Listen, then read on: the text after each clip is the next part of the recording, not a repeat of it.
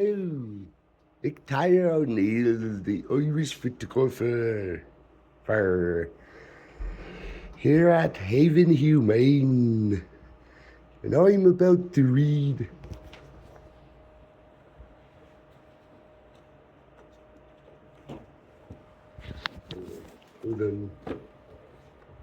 the Neverending Story by Michael Ende. To this big cat here named Mirage. Say hi, Mirage.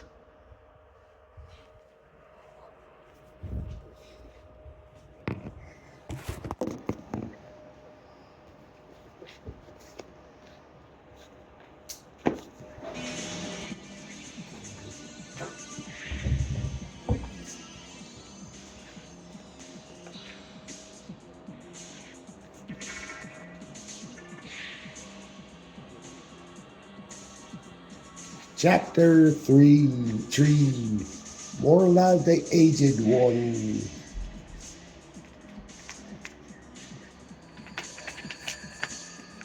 Children, the age-left centaur, sank back on his bed of furs as Artax's hoofbeats were dying away. After so much exertion, he was at the end of his strength.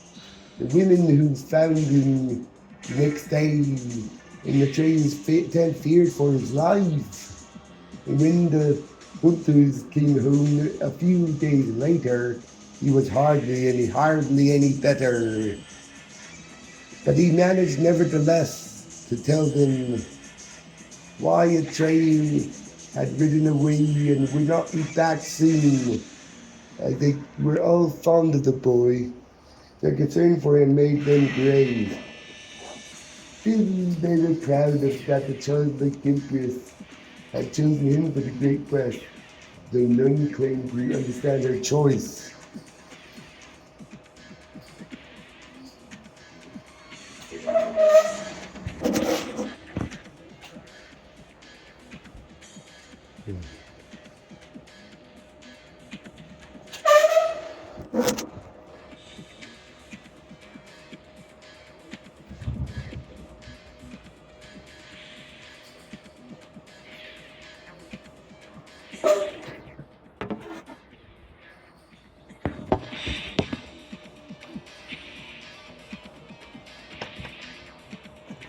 Sorry. Old Chiron never went back to the ivory tower, but he didn't die, and he did stay with the Greenskins in the grassy ocean. His destiny was to lead him over very different and unexpected pathways. But that is another story, which shall be told another time for you. That same night, a train rode to the foot of the Silver Mountain. It was almost morning when he finally stopped to rest. Artax breathed a while and drank water from a small mountain stream. Atreyu wrapped himself in his red cloak and slept a few hours. When the sun rose, they were already on their way. On the first day, they crossed the Silver Mountains, where every road and trail was known to them, and they made quick progress. When he felt hungry, the boy ate a chunk of his dried buffalo meat and the 2 little grass seed cakes that he had been carrying in his saddlebag. Originally, they had been intended for his hunt. Exactly, said Bastion. A man has to eat now and then. He took his sandwich out of his satchel, unwrapped it, and broke it carefully in 2 pieces. Wrapped one of them up again and put it away. Then he ate the other. Recess was over. Bastion wondered what his class would be doing next. Oh yes, geography with Mr. Flint. We have to reel off rivers and their tributaries, cities, population figures, natural resources, and industries. Russell shrugged his shoulders and went on reading. By sunset, the silver mountains lay behind them, and again they stopped to rest. That night, a trader dreamed of purple buffaloes. He saw them in the distance, roaming over the grassy ocean, and he tried to get near them on his horse. In vain. He galloped, he spurred his horse, but they were always the same distance away.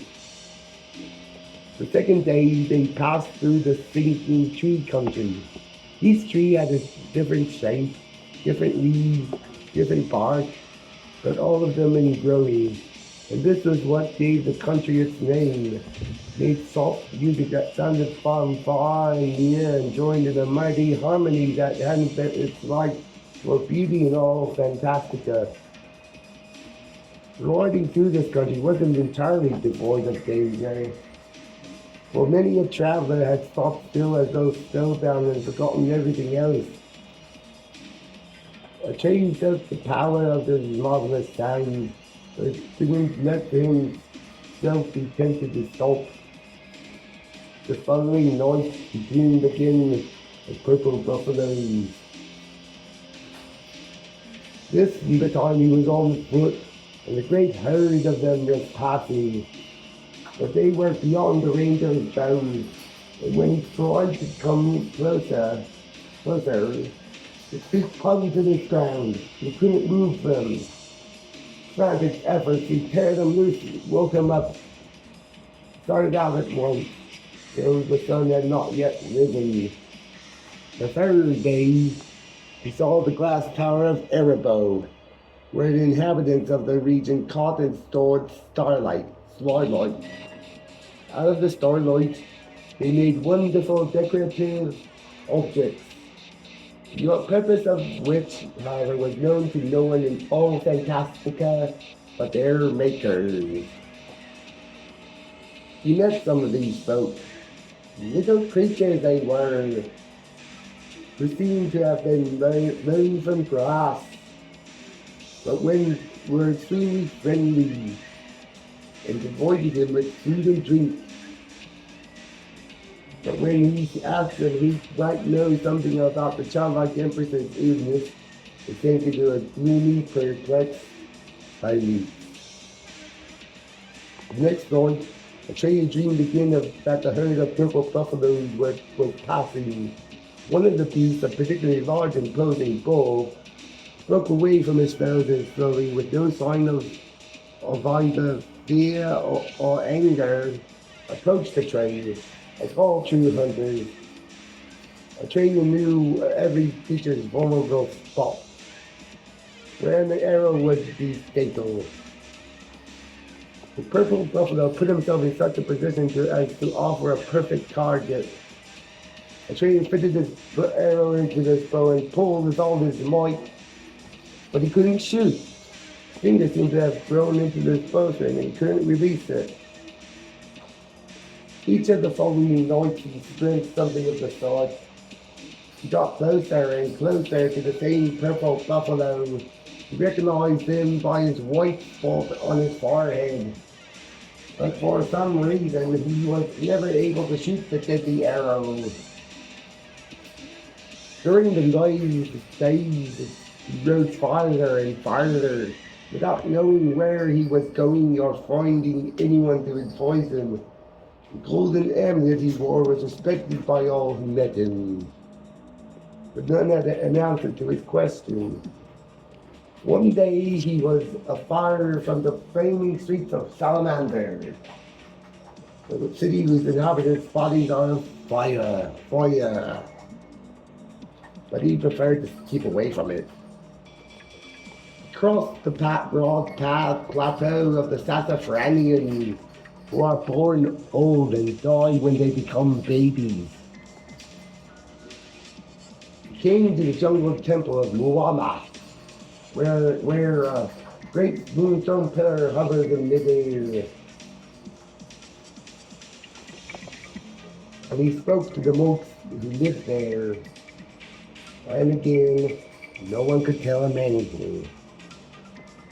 He had been traveling aimlessly for almost a week, and on the seventh day and the following night, two very different encounters changed the situation and state of mind.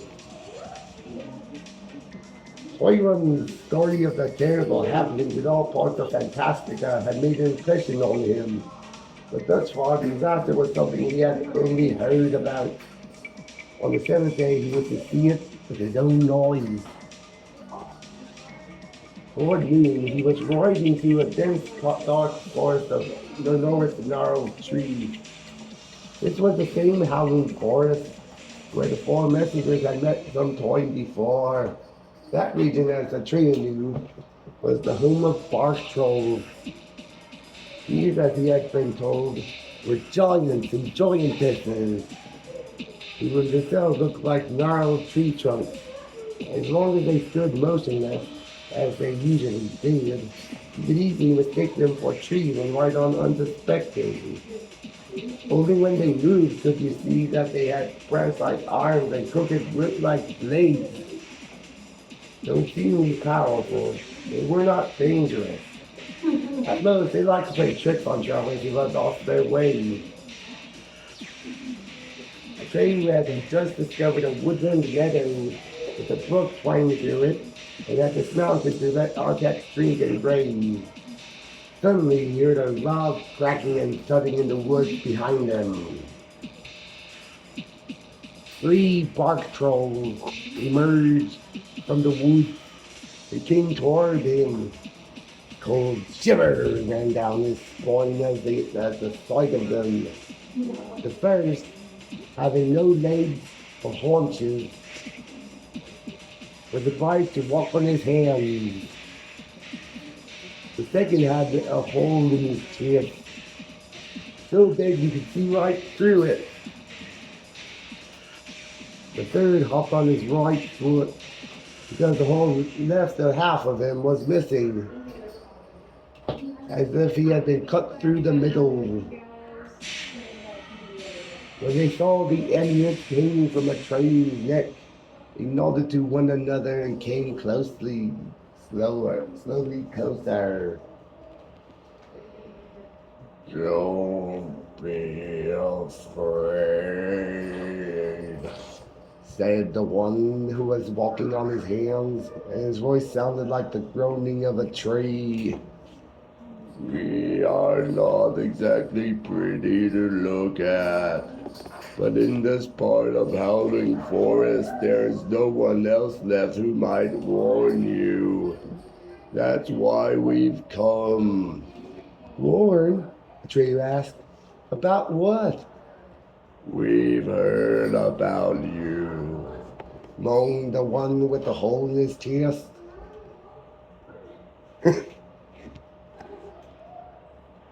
And we've told about your quest. Don't go any further in this direction or you'll be lost. Thus, the same thing will happen to you as happened to us, sighed the half one. Would you like that? What has happened to you? Atreyu asked. The nothing is spreading, groaned the first. It's growing and growing. There's more of it every day. If it's possible to speak of more nothing. All the others fled from Howling Forest in time, but we didn't want to leave our home. The nothing caught us in our sleep, and this is what it did to us. Is it very painful? Atreyu asked.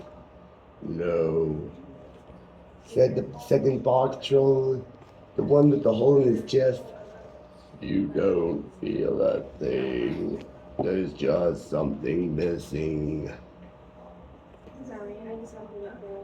All right. And once it gets hold of you,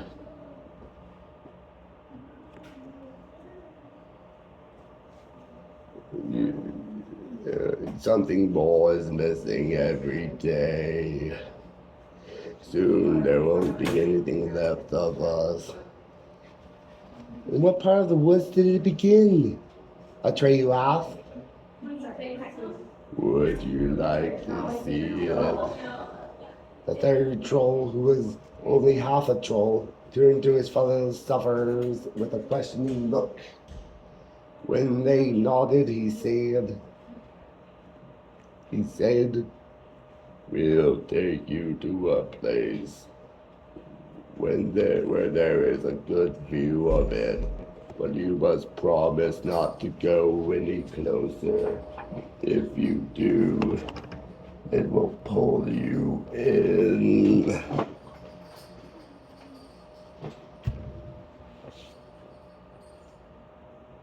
All right, said Atreyu. I promise. But the tree turned around about and made for the edge of the forest. Leading Artax by the bridle, Atreyu followed them. For a while they went this way and that way between enormous trees. Then finally they stopped at the foot of a tree so big that 5 grown men holding hands could scarcely have girdled it. Climb as high as you can, said the legless troll, and look in the direction of the sunrise. Then you'll see, or rather, not see it. Atreyu pulled himself up by the knots and bumps on the tree. He reached the lower branches, hoisted himself to the next, climbed and climbed until he lost sight of the ground below him. Higher and higher he went. The trunk grew thinner, and the more closely spaced side branches made it easier to climb. And at last he reached the crown. He turned toward the sunrise, and then he saw it. The tops of the trees nearest him were still green, but the leaves of those farther away seemed to have lost all color. They were gray. A little further on, the foliage seemed to become strangely transparent, misty, or better still, unreal. And farther and still there was nothing, absolutely nothing. Not a bare stretch, not darkness, not some lighter color. No, there's something that eyes could not bear, something that made you feel you had gone blind. For no eye can bear the sight of utter nothingness. Atreyu held his hands before his face and nearly fell off his branch. Clung tight for a moment, then climbed down as fast as he could. He had seen enough. At last he really understood the horror that was spreading through Fantastica. When he reached the foot of the great tree, the 3 bark trolls had vanished. Atreyu swung himself into the saddle and galloped as fast as Artax would carry him in the direction they would take him away from the slowly but irresistibly spreading nothing. By nightfall he had left Talon Forest far behind him. Only then did he stop to rest. That night a second encounter, which was to give his great quest a new direction, awaited him. He dreamed, much more distinctly than before, of the purple buffalo he wanted to kill. This time, Atreyu was without his bow and arrow. He felt very, very small, and the buffalo's face filled the whole sky. And the face spoke to him. He couldn't understand every word, but this is the gist of what it had said. If you had killed me, you would be a hunter now. But because you let me live, I can help you, Atreyu. Listen to me. There is in the Fantastica a being older than all other beings. In the north, far from here, lie the swamps of sadness. In the middle of those swamps, there is a mountain, Tortoiseshell Mountain, it's called. There lives Morla, the aged one. Go and see Morla, the aged one. Then the trio woke up. The clock in the belfry struck 12. Soon Bastion's classmates would be going down to the gym for their class. They would probably be playing with a big heavy medicine ball, which Bastion handled so awkwardly that neither of the two teams ever wanted him. And sometimes they played with a small, hard rubber ball that hurt terribly when it hit you. Bastion was an easy mark. It was always getting hit full force. Or perhaps they'd be climbing rope, an exercise that Bastion absolutely detested. Most of the others would be all the way to the top, while he, with his face red as a beet, would be dangling like a sack of flour at the very bottom of the rope, unable to climb as much of a foot. They'd all be laughing their heads off. And Mr. Minge, the gym teacher, had a special stock of coins just for Bastion. Bastion would have given a good deal to be like Atreyu. He'd have shown them. He's a deep sigh.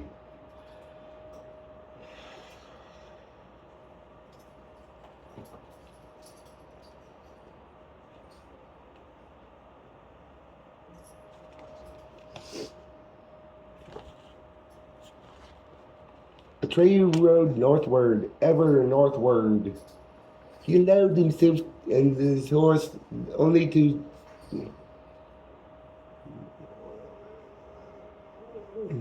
only the most necessary stops for sleep and food.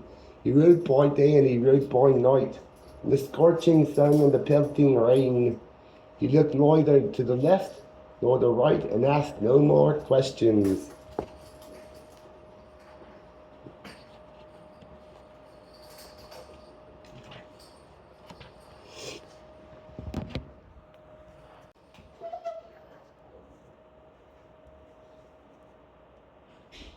The farther northward he went, the darker it grew. An unchanging leaden grey twilight filled the days. At night the northern lights played across the sky.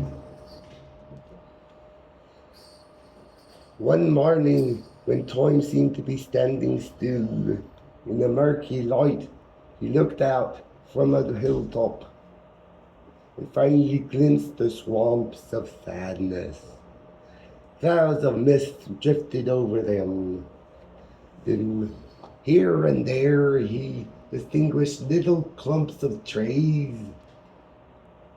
Their trunks divided at the bottom into 4 or 5 or more crooked stilts, which made the trees look like great many-legged crabs standing in the black water.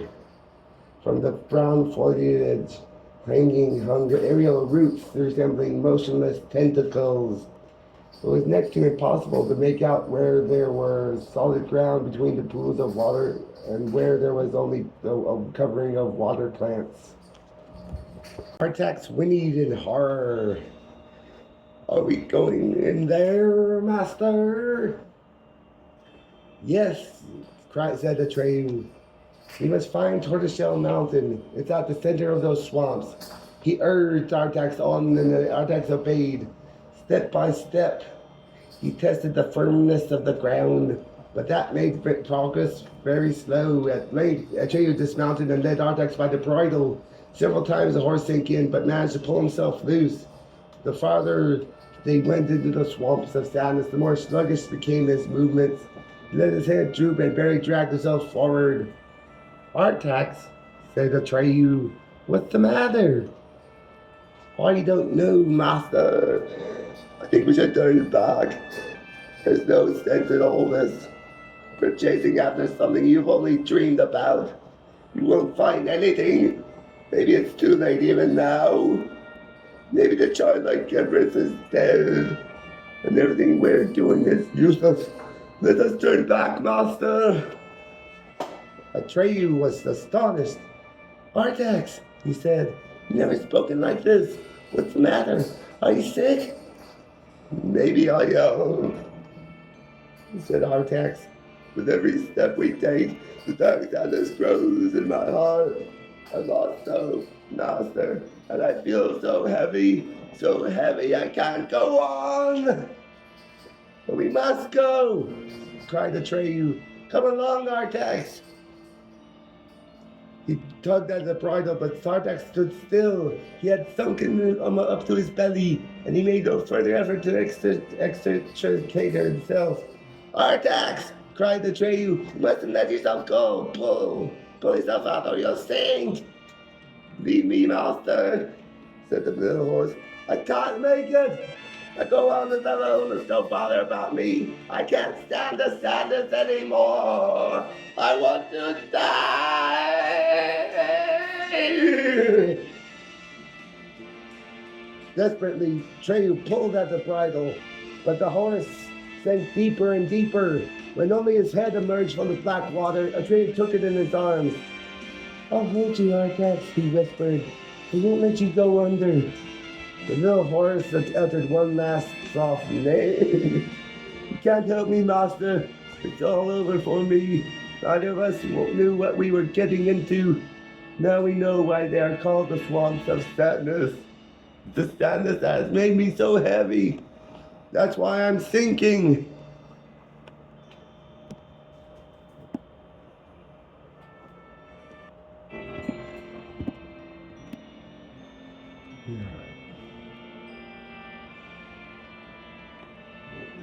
But I'm here too, said Atreyu, and I don't feel anything. You're wearing the gem, master, said Artax. It protects you. Then I'll hang it around your neck, Atreyu cried. Maybe it'll protect you too. He started to taking the chain off his neck. No, the way the horse whinnied. You mustn't do that, master. The authority was entrusted in you. You weren't given permission to pass it on as you see fit. You must carry on the quest without me. Atreyu pressed his face into the horse's cheek. Artax, he whispered. Oh my Artax. Will you grant my last wish? The little horse asked. Atreyu nodded in silence. And I beg you to go away. I don't want you to see my end. Will you do me that favor? Slowly, Atreyu arose. Half the horse's head was already in the black water. Farewell, Atreyu, my master, he said, and thank you.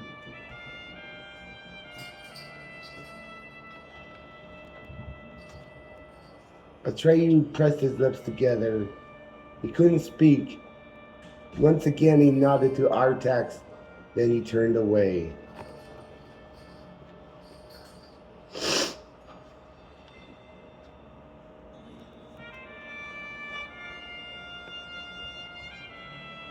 Bastion was sobbing. He couldn't help it. His eyes filled with tears, and he couldn't go on reading. He had to take out his handkerchief and blow his nose before he could go on.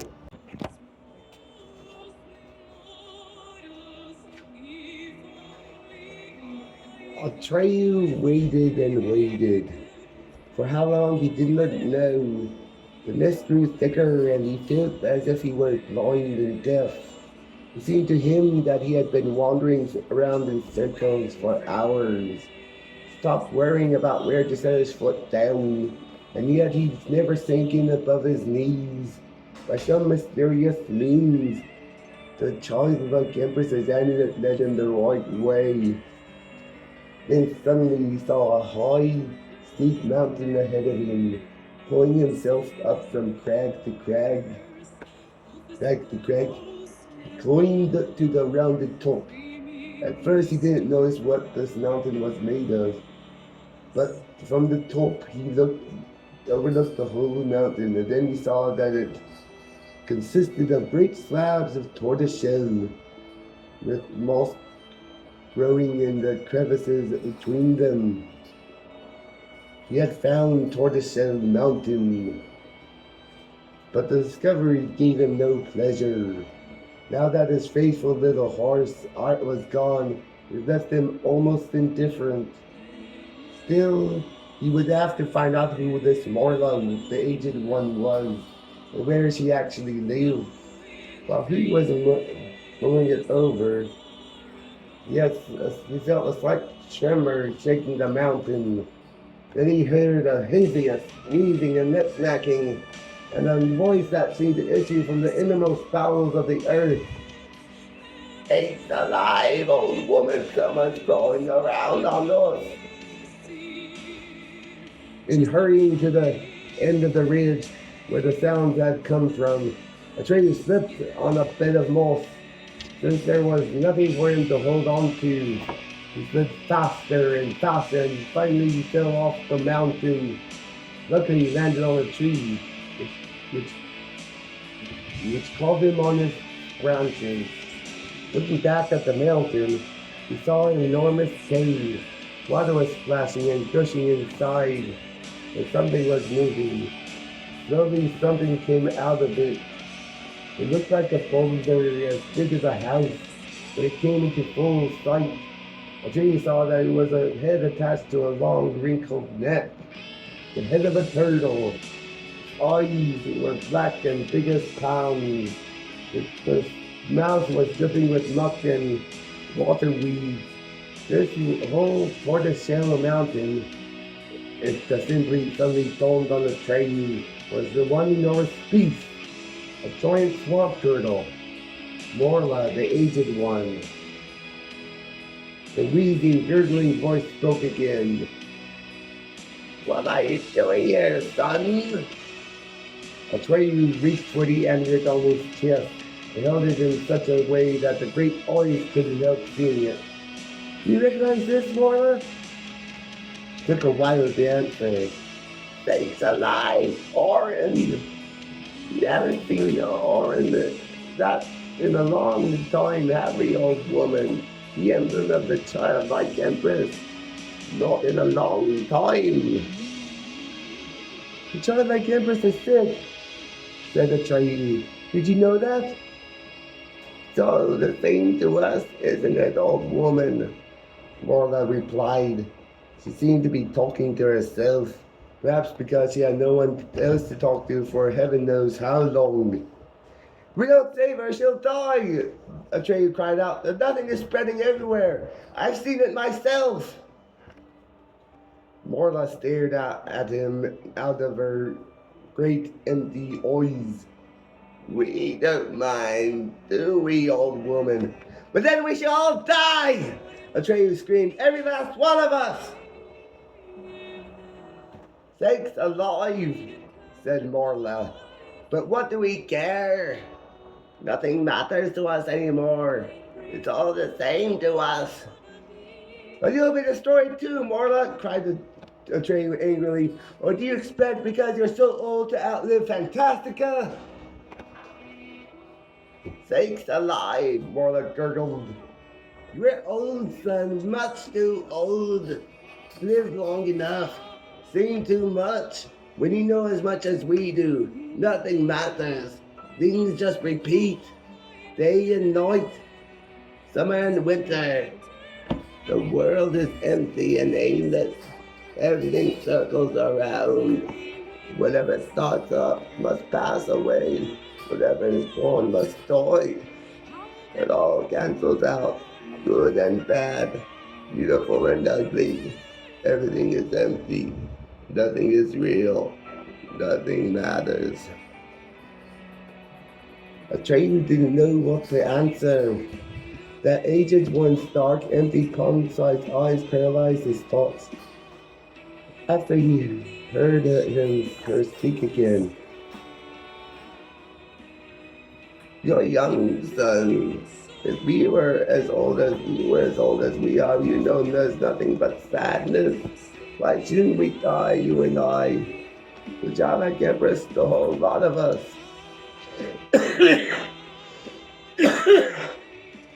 Anyway, it's all flim flam. Meaningless games, nothing matters. Leave us in peace, son. Go away. Atreyu tensed, and it was real to fight off the paralysis that flowed from her eyes. "If you know so much," he said, "you must know what the childlike empress's illness is and whether there's a cure for it." We do, don't we, old woman?" Orla wheezed. "It's all the same to us whether she stays or not. So why should we tell you?" "It's all the same to you. It's really all the same to you," Atreyu argued. "You might as just as well tell me." We could, couldn't we, old woman?" Orla grunted. "But we don't feel like it." "It's not all the same to you, and you yourself don't believe what you're saying." Yeah.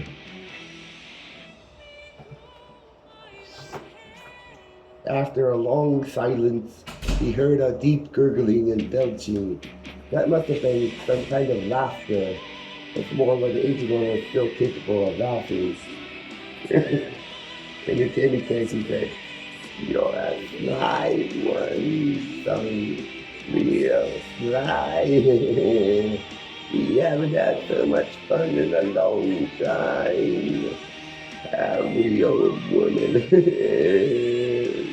"It's a lie, that's true. Might as well just tell you. Makes no difference, should we tell him, old woman?" A long silence followed. Atreyu waited anxiously for Morla's answer, taking care not to interrupt the slow, cheerless flow of her thoughts. At last she spoke. "Your life is short, son. Ours is long. Much too long, but we both live in time. You a short time, we a long time. The childlike empress has always been there, but she's not old. She has always been young. She still is. Her life is measured by time, but by names. She needs a new name. She keeps needing new names. Do you know her name, son?" "No," Atreyu admitted. "I never heard of it. I never heard it." "You couldn't have," said Morla. "Not even we can remember it. Yet she has had many names, but they're all forgotten, over and done with. But without a name, she can't live. All the childlike empress needs is a new name, and then she'll get well. There ain't no difference whether she gets well or not." She closed her palm-sized eyes and began slowly to pull in her head. "Wait!" cried Atreyu. "Where can she get a name? Who can give her one? Where can I find a name?" "None of us."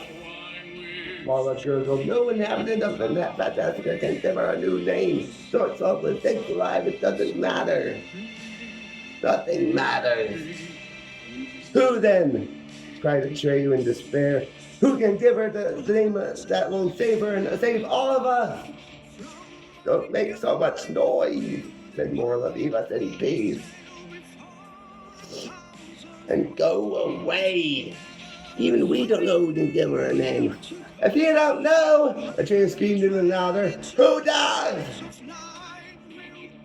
She opened her eyes a last time. "If you weren't wearing the gem," she wheezed, "we'd eat you up just to have peace and quiet. Thanks alive." "Who?" Atreyu insisted. "Tell me who knows and I'll leave you in peace forever." "It doesn't matter," she replied. But maybe Lala in the southern Oregon knows. She may know. It's all the same to us. How can I get there? You can't get there at all, son. Not in 10,000 days journey. Your life is too short. You die first. It's too far. In the south, much too far, so it's all hopeless. We told you so in the first place, didn't the old woman? Take the life, son. Give it up. And most important, leave us in peace. With that, she closed her empty gazing eyes and pulled her head back into the cave for good. Atreyu knew he would learn no more from her. Thank you. Read myself. Nice. What book are you reading today? The Neverending Story by Mikhail Enda. That's a good one. You read it? I have. My mom used to make me read all the books before watching the movies when I was young. Nice. Yeah, Cool. it's such a good one. Still don't read the movie. Sometimes, yeah. At the same time, the shadowy being which had been condensed out of the darkness of the heath picked up Atreyu's trail and headed up for the swamps of sadness. Nothing and no one in all Fantastica was reflected from it that trail. Bastion had propped up his head on his hand and was looking thoughtfully into space. Strange, he said aloud, that no one in all Fantastica could give the childlike empress a new name. It had just been a matter of giving her a new name. Bastion could have easily have helped her with talks for that. But unfortunately, he was not in Fantastica, where his talents were needed and would even have one of his friends and lawyers. On the other hand, he was glad not to be there. Not for anything in the world would he have ventured into such a place as swamps of sadness. Then the spooky creature of darkness that was chasing a trail without his knowing it. Bastion would have liked to warn him, but that was impossible. All he could do was hope and go on reading.